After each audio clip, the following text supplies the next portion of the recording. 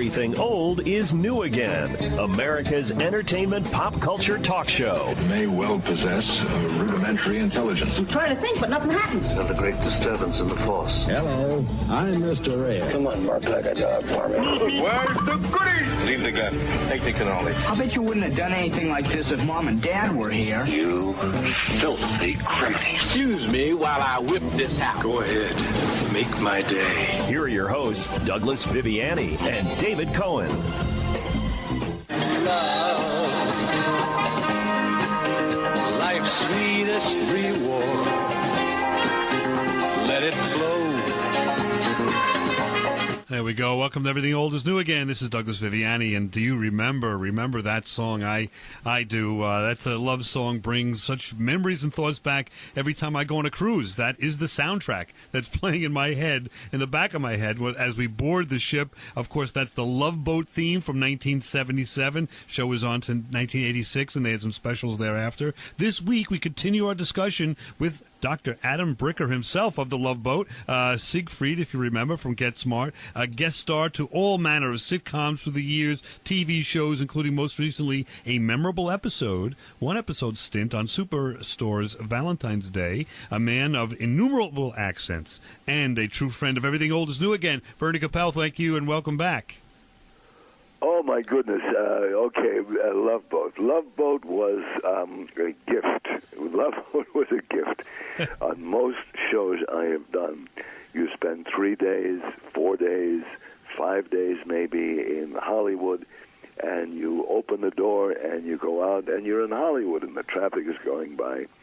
Love Boat, we went out on beautiful princess ships. We went, it was Mexico. And then somebody whispered in Aaron Spelling's ear, we're a hit. We can go other places.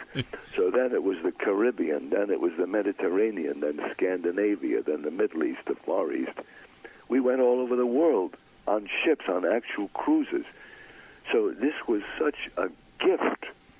And some days you actually had to work. But I go back to my time in the Navy. We had something in the Navy that you may not even think is possible or conceivable within the human experience. We had bathrooms in the Navy. If you know what a trough is, if anybody that's been near a farm, a trough is a very long, looks like a long bathtub kind of a thing, and the seawater was going through it, and they put slats across, and you would sit in the slats, and there was no question of privacy. Right. Because someone would sit next to you, hey, how are you doing? I, myself, personally, I enjoy a little privacy. That's a nice thing. And the big joke was, be careful, don't fall in, you'll be swept out to sea. Okay, so anyway, once, that was not maybe the most civilized way to do your bathroom business. But what it meant to me when I got the Love Boat, where you can actually go to the bathroom and close the door if you enjoy privacy as much as most people do, it became not just luxurious, but beyond luxurious. It was a new definition of luxury and opulence, and the only similarity between the USS Iowa, which I certainly respected and loved, and the Pacific Princess and the Island Princess and the Regal Princess and the Royal Princess was they both floated. That was it.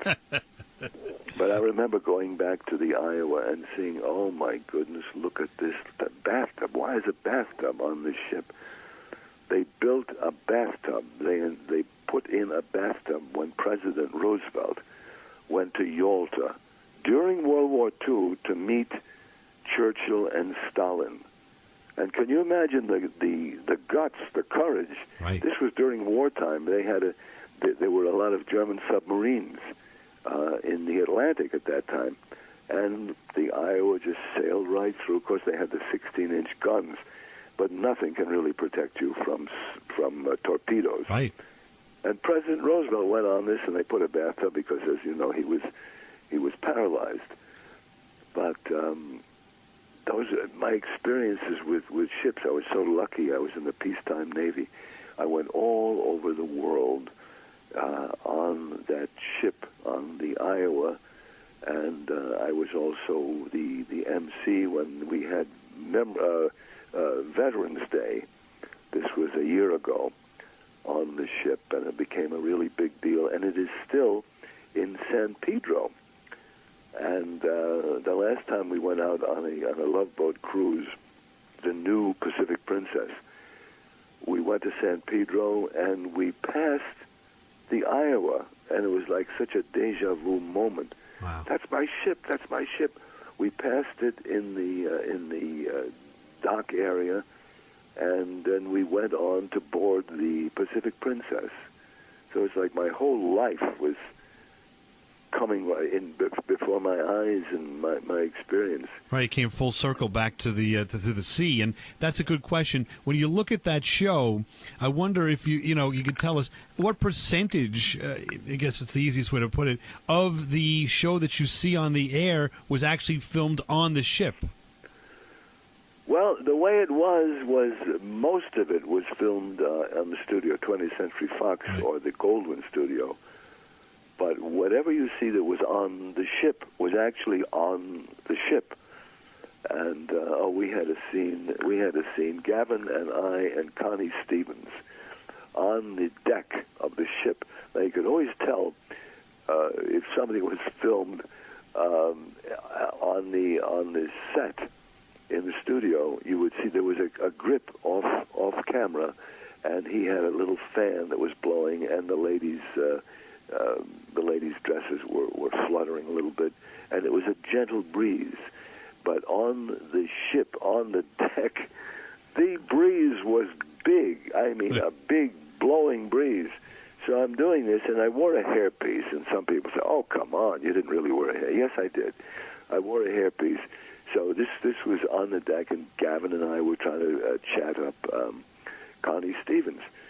So I'm feeling we're filming it, and I'm feeling there's a little movement on my head, and the director says, "And we have liftoff, cut." Pell's hat.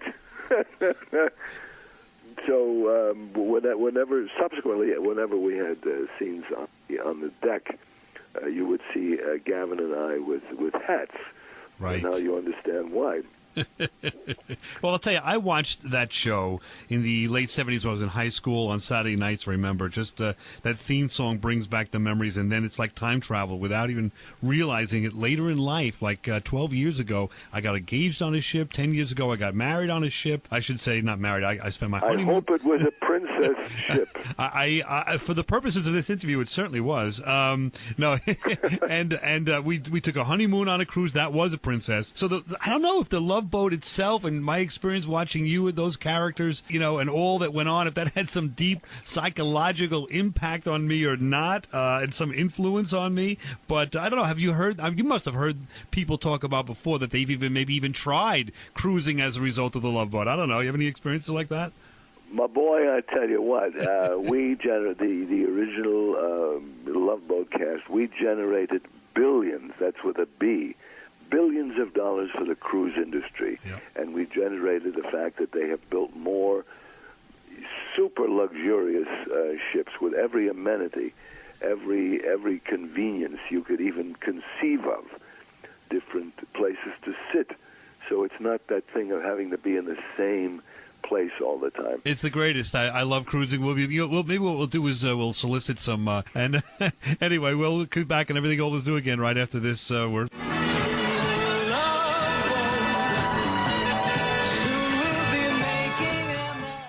Now, back to America's entertainment pop culture talk show. Everything old is new again with Douglas Viviani and David Cohen. Lancelot Link, secret chimp.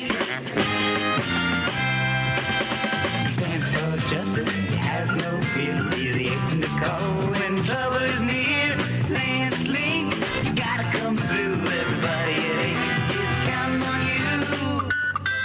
Welcome Welcome back to Everything Old is New Again. Does that ring a bell? I don't know. That is the theme song to Lancelot Link, Secret Chimp from 1970. This is Douglas Viviani on Everything Old is New Again, and we're happy to welcome Bernie Kopell back to the airwaves here and having some fun talking about his career and things that he's done, and something that may have not been so memorable, it was for us, was Lancelot Link. We're having some discussion about that and why that was even something people wanted to watch. And Bernie, you did a great job with a number of characters there. We're continuing to talk to Bernie Kopell, of course, from the Love Boat and Get Smart and just have some fun here. And Everything Old is New Again. You got any questions for us? Write us on everythingoldisnewagain.biz or oldnewagain@AOL.com. Oldnewagain at AOL.com. Let's turn our attention to Lancelot Link, Secret Chimp. Now, I remember, I can't believe, just trying to get a grip on this. You mentioned those two gentlemen, Stan Burns and Mike Marmer. They're former writers of Get Smart, and they also were head writers of Carol Burnett's show at the time and quit that show to do Lancelot Link.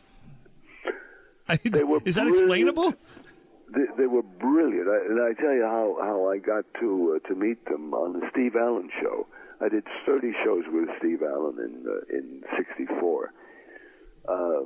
There was a young guy who was a sort of an associate producer, and he would have these parties for the people who had guested on Steve's show, and so he invited me to some of these parties, and he was just always looking for talent.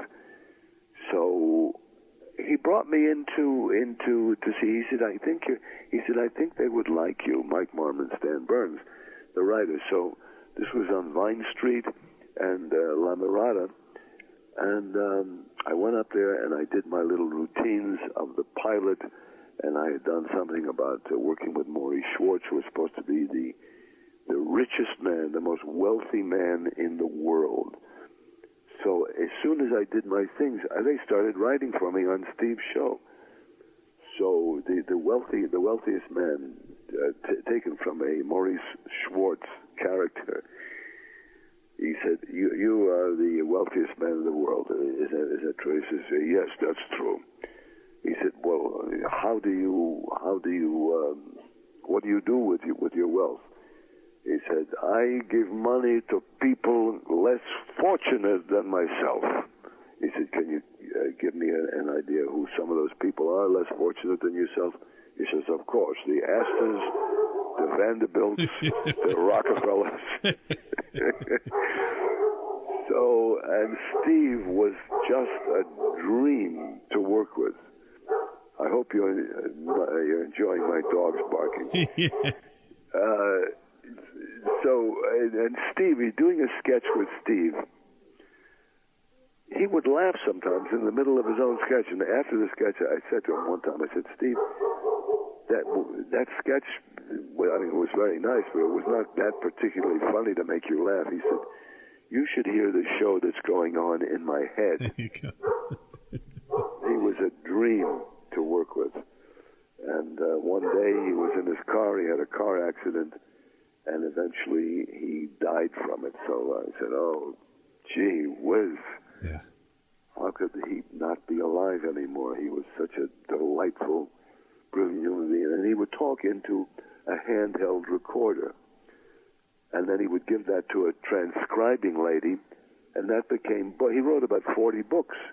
Right. Just that way, talking into a handheld. And songs. I think he did like thousands of songs, right? Yeah. I just want to play a clip of you on it real quick on that show, just for our listeners to see your talents as an ape, if that's not insulting. Okay. Now we will know all of Ape's secret codes for this month. With it, we can destroy their agents. Which one first? Lancelot Link. No excuses. No. It's your fault the code book was stolen. Give me one good reason. You were careless, you were foolish, and you were stupid. I only asked for one reason. There you go. So there's a little piece of Lancelot Link. If you're a fan of that, you can tune into that one. That was Dayton Allen playing the other parts. It was Dayton Allen, Joni Gerber, and myself. That's great stuff. There he is. He's back. I gotta shut the door. Okay. Hold on. Sure, the dog will get to be a star, and I'll be shoved out of the way. There you go. He's on Next Guest next week, right? Good, of course. I have a bone to pick with Richard Dawson. I'll tell you that in a minute. Let's play this, and you'll see what I mean. Nope, that's not it. Hang on. Here we go. Dickie, by the way, you know, when we did Tattletales, you said you don't wear makeup. Now, what's that on your face? Makeup. I've never been so shocked in my life. Now, I cut that off because I didn't want to go on to the punchline of what he had said there, but he had you on the Family Feud, WKRP in Cincinnati against the Love Boat, and maybe it's Gavin McLeod I'm upset with. You were the fifth one in line, if you know that show, so you barely got a chance to really participate in the show, right? Nobody's perfect. Keep that in mind. And you guys lost, by the way, to KRP in Cincinnati. That's another thing. Well, you know, certain things happen. Yeah, I've done my research. No control over.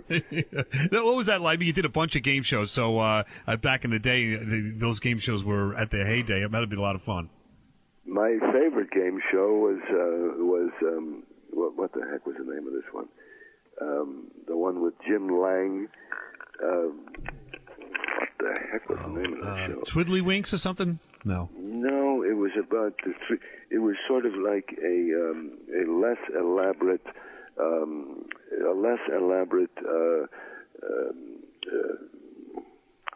not the dating game one.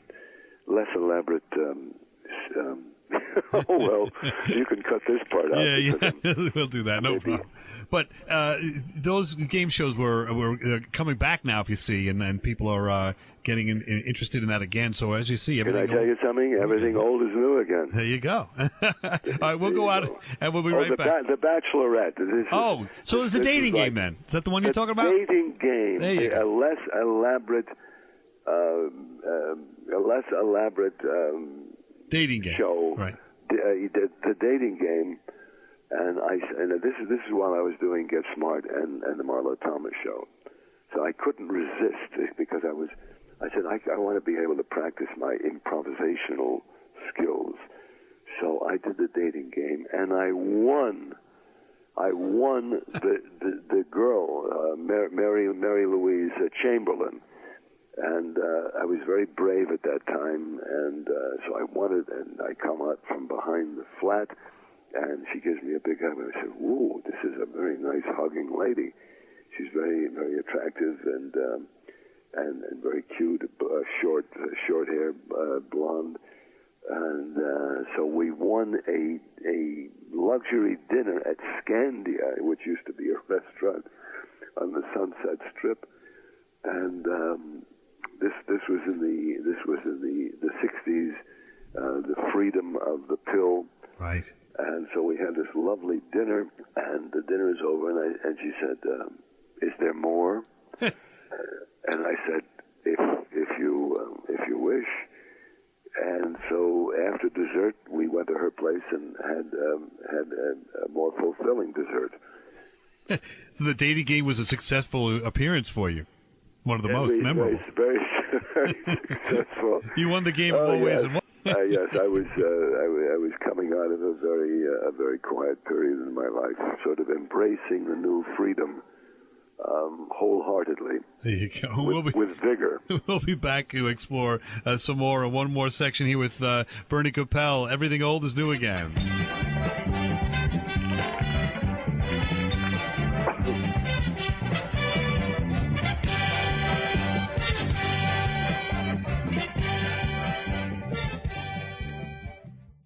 This is Everything Old is New Again, America's entertainment pop culture talk show with Douglas Viviani and David Cohen.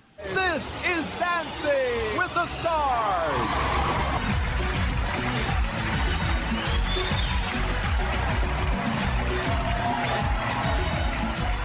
Welcome back to Everything Old is New Again. Why am I playing Dance with the Stars when we're interviewing Bernie Kopell?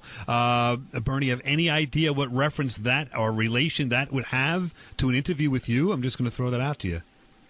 Dancing with the Stars? Yeah. Who is going to be on Dancing with the Stars if you kept up with it? Just announced a couple days ago, or is on now. Dancing reminds me of only one person, maybe one of the most glorious dancers in the world, Juliet Prowse. There you go. and we had scenes together. I said, I get this great script on Love Boat. I said, oh my goodness, this is such a wonderful script. Like I had been married to this woman, and then we were very hot with each other, but we had annoying habits that bothered each other. And I gave her $500 here. Give it to a lawyer and get us a divorce.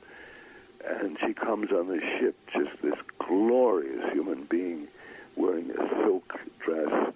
And she said, "I was looking for you, Adam. We're still married." And I said, "Oh my goodness!" So we had scenes. We had marvelous scenes of dancing, referring to your dancing thing. Right. She was such a marvelous, generous human being, one of the great dancers in the world. And before this scene where it says, Doc and Samantha dance in the Carousel Lounge. And I'd always felt a little trepidatious about dancing. And I got to dance with one of the great dancers in the world. Just before the scene, she says, "Bernie, please bear with me. I'm the world's worst social dancer." Huh. And I'm saying to myself, what an amazingly generous human being.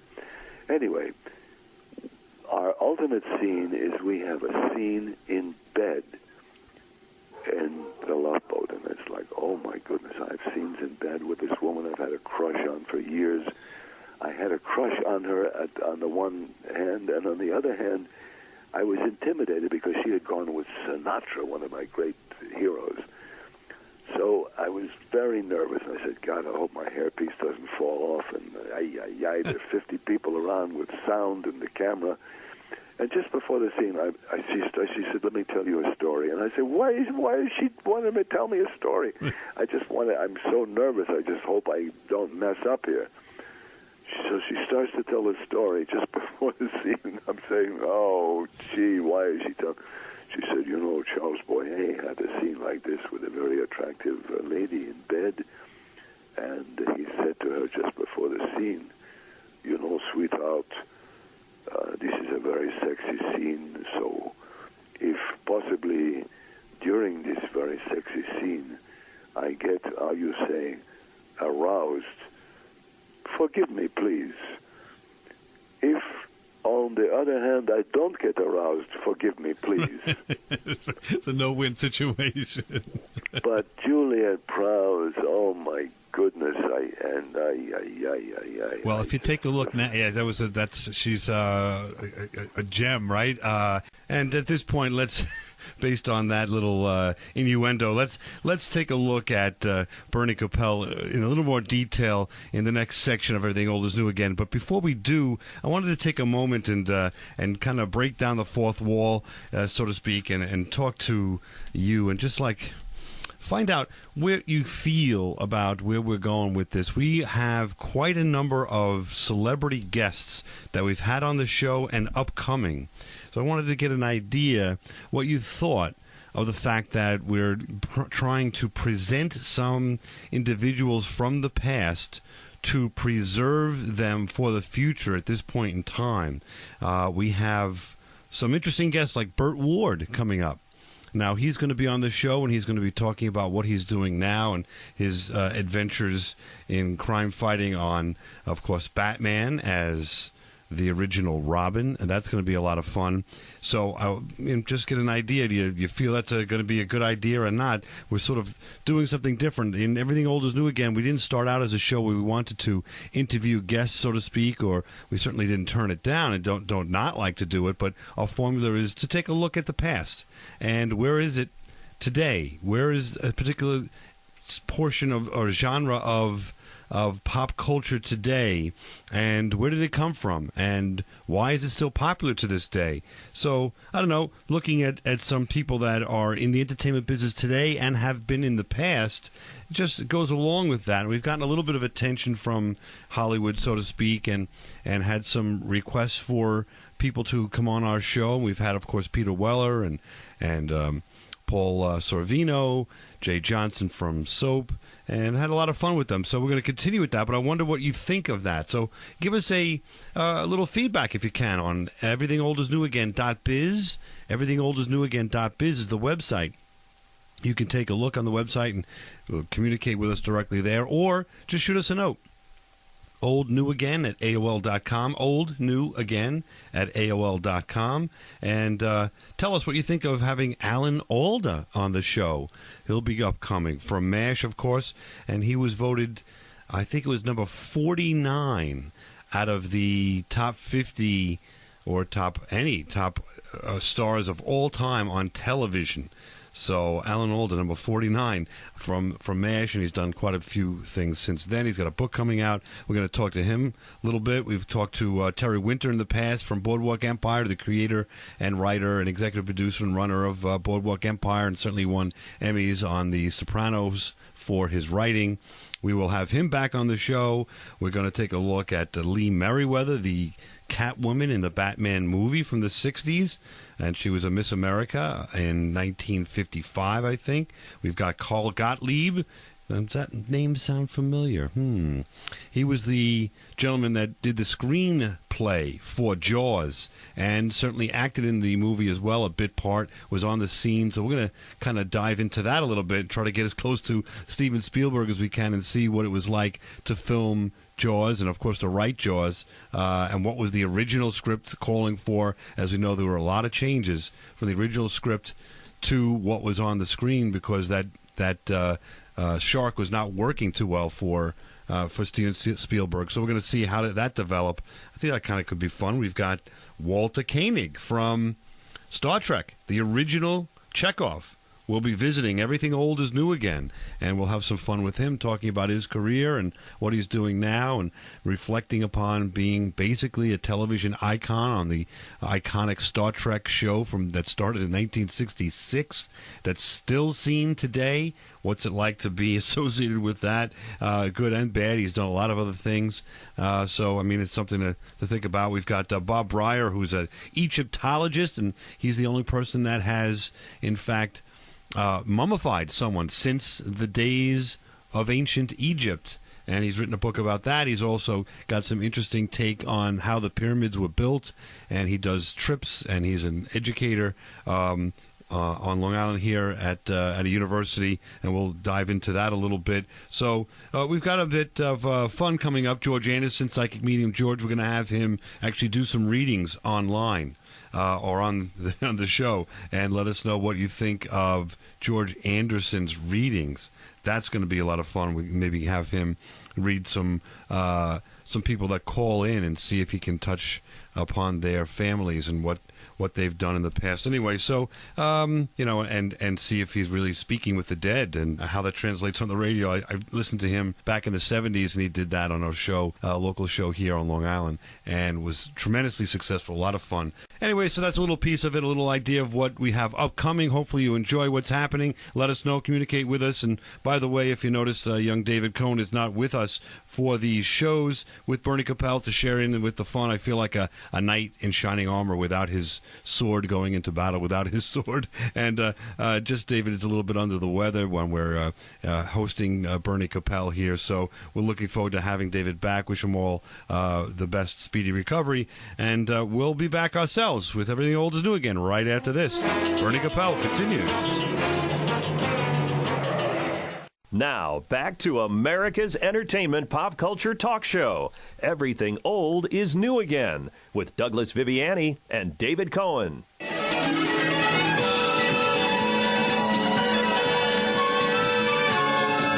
There it is. Welcome back to Everything Old is New Again. We're continuing our last segment with Bernie Kopell and just enjoying a grand time with a gentleman that's been around for, oh boy, he's been on our screens since 1966. That's quite a long time, and he's a mainstay and character actor and just somebody that you certainly recognize. And most recently was in the Superstore. The episode, the Valentine's Day episode, was in Hawaii Five-0 out there and filmed in Hawaii. The new version of Hawaii Five-0, and having a great time with that. I'll tell you, he's active as ever, sharp as ever, and what a great time we're having talking about all the shows and experiencing Love Boat and all over again, and trying to preserve a little bit of the past and present it to those of us who maybe not are so attuned or experienced with it, listen to and turn on you to try to have some fun with Get Smart maybe and I don't know, old Jack Benny programs or Bewitched and Petticoat Junction and Mary Tyler Moore, and it just goes on and on and on with Bernie Kopell having a great time. Thanks, Bernie, for spending time with us. It just goes so fast. We'll enjoy the last segment of time with you right now. And speaking of which, if you look at Dancing with the Stars now, none other than Charo is on the newest incarnation of Dancing with the Stars, and I know she wreaked havoc on the set in some ways or another. I'm sure I had to. She was on numerous times on the Love Boat. No, she was on so many times, and at one time she was a German spy. Now, if you can figure this out. Charo, and no one in the world has ever understood anything she has said. Charo is a German spy, and she said, I don't know how to be a German spy. I said, okay, I'll give you these things to say. Sehr gut, and also Achtung. So I gave her those things.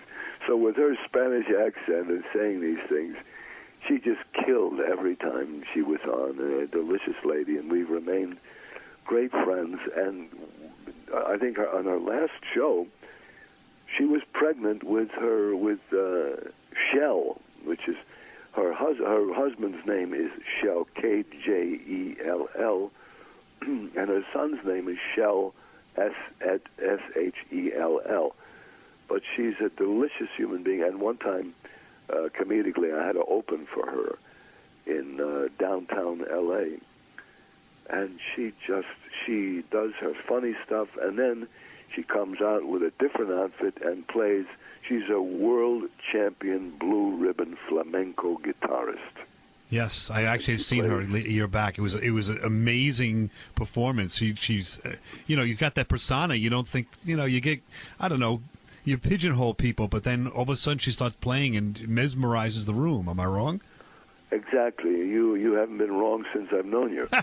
But she's a spectacular entertainer, and people are shocked and amazed and delighted when she gets that guitar and plays the flamenco guitar.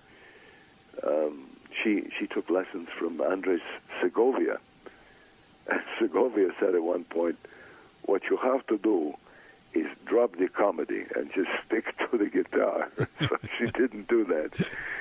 She used both. But I met some amazing human beings on the Love Boat, and some still remain my friends. And one of the most generous ones was Eva Marie Saint. Eva Marie Saint had the generosity of spirit. For example, when we were in Greece, okay, so we're at the Parthenon, up near the Acropolis, and I was studying for a play that I'd be doing just as soon as we got back to the United States, and I'm sitting on a rock, and they're setting up, and I hear a voice, "Hi, Bernie, what are you doing?" I said, "Eva Marie Saint." So I got off the rock, and I stand up, and I said, "Eva Marie Saint, hi." I was so intimidated by her. She had won the Academy Award for On the Waterfront. Nice. And she was a major, major, major star. So she said, I said, well, I'm studying for this play that I'm going to be doing. She said, would you like me to cue you? And I said, no, I couldn't. You're an Academy Award winner. I couldn't ask you to cue me. She said, Bernie, I do it for all my friends. Let me do it with you. So this goes in my memory bank. Eva Marie Saint, Academy Award winner, cued me. And the shadow of the Parthenon. See that? That's it. So that was just so amazing. And after a while, I couldn't concentrate. And then I said, okay, this is really working nicely. And she helped me learn my lines. Wow, and you've been doing it for, since the early 60s till now, the longevity. We were talking about, you were just on Community, you were just on Hawaii Five-0, still active. What would you suggest, if I may ask, for a little bit of advice for the longevity, let's say, of Everything Old is New Again? We're growing and hopefully be around for a while. We're not going to give up and keep on rolling, but is from someone that's been there, that's been doing this work, not to compare us to you, but in a very, very, very small way, but still the motivation factor and the longevity question is there. How did you do it? How would you suggest to stick around and be successful for so many years? Well, the first thing is find out what it is that you love to do. And as Morgan Freeman says, I've never worked a day in my life. It's all been fun. Right. And this is a guy who works more than any other actor in the universe. But find out what you love to do and learn everything you can about your craft, because even though you're working out of the right brain, the child brain, the artistic brain, you must have the left brain working to keep you in the moment, to keep you as a professional, to keep you reliable, responsible.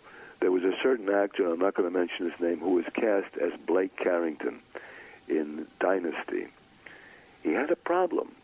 As talented as he was, he loved to tell people what to do. He told actors how to act. He told the crew how to be a crew.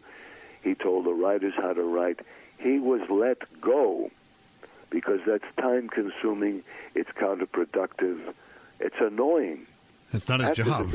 Actors have got to be comfortable. So they brought in my old pal, John Forsythe, who was absolutely perfect for Blake Carrington. So that is something else. You learn this stuff in kindergarten. Works and plays well with others. As brilliant as you may be, work and play well with others, or else they will dump you. Great advice. Time is money. Money is time. Exactly. Great advice. We've had a great time with Bernie Kopell. We thank you so much for taking the time to be with us, and we're just so happy to see the resurgence of all of these old shows, and that's what brings us about to take a look at the old shows and the new incarnations, such as there's a new Get Smart 2 movie coming out soon. So we're going to keep you in our thoughts and mind, and enjoy our we've enjoyed our time with you so much. Thank you so much for being with us. Well, I've had a ball. I've had a ball with you, and sort of reliving some of my very happy memories. And I hope you enjoyed my dog barking. My dog barking act, as I said, it was not a dog. It was actually me practicing new voices. Yeah, exactly. You're a multi-talented man. You can see that, and a little bit of ventriloquism too. Apparently, So absolutely. I don't have any dogs. It was just me. Very good. Excellent. Thank you so much for your time. And come on back. Everything Old is New Again. Next week we continue examining all things pop culture. Okay. The pleasure was all mine, kiddo. Thank you.